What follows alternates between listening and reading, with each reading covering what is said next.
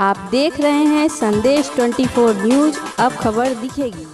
हम आज रूबरू कराते हैं संदेश 24 न्यूज चैनल के माध्यम से मड़ियाहू तहसील अधिवक्ता संघ के पूर्व महामंत्री श्री राकेश गौतम जी से। और आपको बता दें, इस समय मड़ियाहू तहसील बार एसोसिएशन का चुनाव हो रहा है। कई भ्रामक प्रचारें भी हो रही है अधिवक्ताओं के माध्यम से प्रत्याशियों के पक्ष में विपक्ष में। तो आज ऐसे ही एक शख्स हमारे साथ हैं जो राकेश गौतम जी हैं। आज इनसे चुनाव पर वार्ता करेंगे और कुछ भ्रामक जो अधिवक्ता बंधु राकेश गौतम जी के विषय में कह रहे हैं उनसे भी हम चर्चा करेंगे। तो ये हैं सामने आके बैठे राकेश गौतम, जो पूर्व महामंत्री रह चुके हैं। मड़ियाहू बार एसोसिएशन के संदेश 24 न्यूज में आपका स्वागत है। मैं आप कुछ कहना चाहते हैं? जी, मैं सभी अधिवक्ताओं को सबसे पहले नमस्कार करेंगे। आप पत्रकार बंधु को भी मेरा नमस्कार। तो मैं आज कई समस्याएं हैं मड़ियाहू तहसील बार एसोसिएशन में, आज उसी पर परिचर्चा एक 10 मिनट का करेंगे आपसे। जी। और मैं ये जानना चाहता हूं कि जो यह बार का चुनाव इस वर्ष हो रहा है, इससे आप कितना सहमत हैं?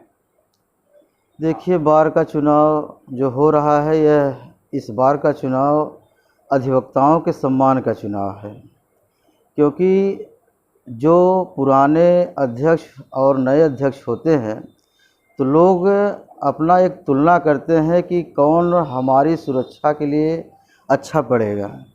तो पुराने और नए की जब तुलना हुई तो उसमें श्री वीरेंद्र प्रताप सिंह गौतम का नाम सबके सामने आया कि वो जो है सभी अधिवक्ताओं के सम्मान के लिए, मान सम्मान के लिए काम कर सकते हैं। इसलिए मैं इस बार श्री वीरेंद्र प्रताप सिंह के साथ हूँ।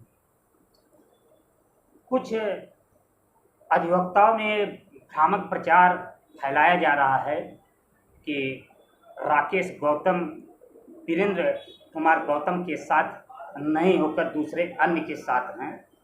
क्या यह कितना सही है? ये देखिए, चुनाव प्रचार है, इसमें किस्म किस्म के लोग अपनी भ्रामकता फैलाते रहते हैं। और मैं स्पष्ट करना चाहता हूं कि देखिए, मेरा एक लोगो भी छप चुका है। मैंने अपने नाम से निवेदन किया है उनको दर्शकों को वोट के लिए कि मैं उनके लिए प्रचार कर रहा हूं।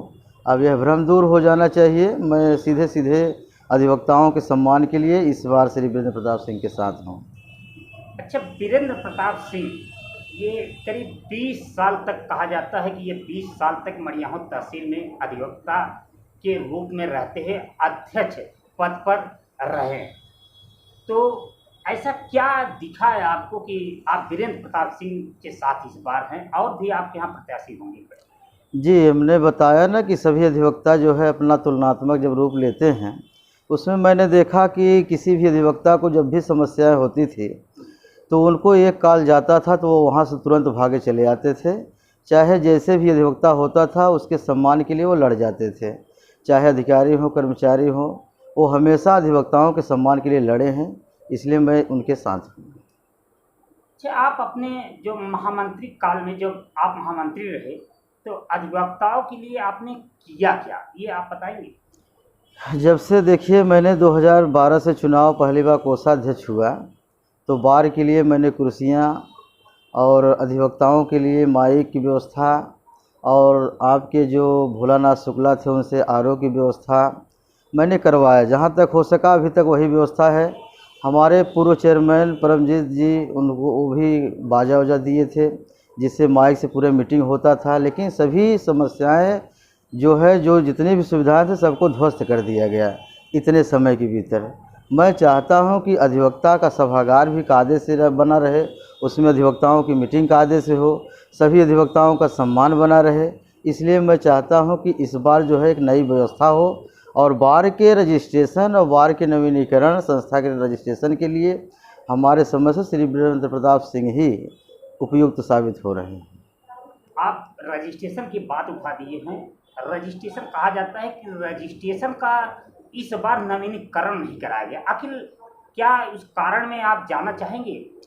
देखिए, हमारे अधिवक्ता बंधु यह नहीं जान पाते कि रजिस्ट्रेशन नवीनीकरण किस चीज़ का हुआ है, किसका नहीं हुआ है। सबसे पहले मैं बता दूं, संस्था अलग होती है। जो संस्था का रजिस्ट्रेशन हो चुका है उसका केवल नवीनीकरण कराना है।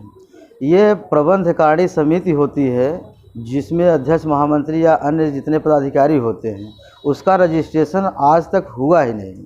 और इसके पहले हुआ भी था तो जो वीरेंद्र प्रताप सिंह गौतम ने बाइलाज बनाया था उसी का हुआ है। बीच में मॉडल बाइलाज लाया गया, लेकिन आज तक जितने भी अध्यक्ष हुए कभी भी चिट फंड कार्यालय जाकर उसका रजिस्ट्रेशन नहीं कराया। तो इस समय अध्यक्ष पद और महामंत्री दो ही पद पर लड़ाई है जी। तो आप महामंत्री के रूप में किसको देखना चाहते हैं? देखिए, महामंत्री की अपनी लड़ाई है, उसमें ज़्यादा मैं नहीं पढ़ना चाहता। उसमें चाहता हूं कि जो मेहनत करेगा वो जीतेगा।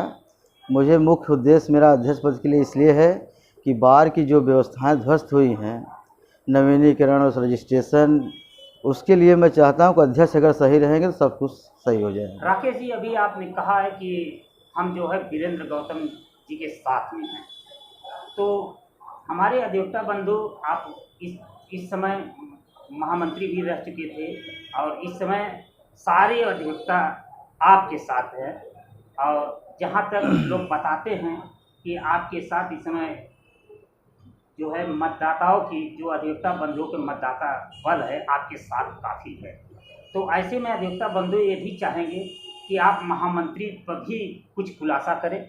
देखिए, ये अधिवक्ता हमको मानते हैं, आपका बड़प्पन है।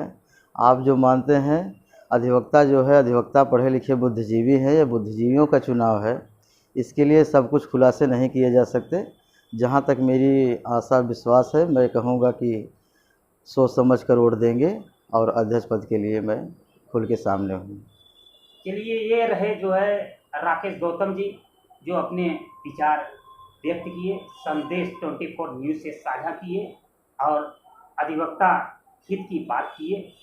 मैं इनको शुभकामना देता हूं कि आप निकट भविष्य आने वाले चुनाव में पुनः किसी न किसी पद पर चुनाव लड़े और खुद भी विजयी होकर अधिवक्ता हित में काम करें। धन्यवाद। आप सभी को धन्यवाद। नमस्कार।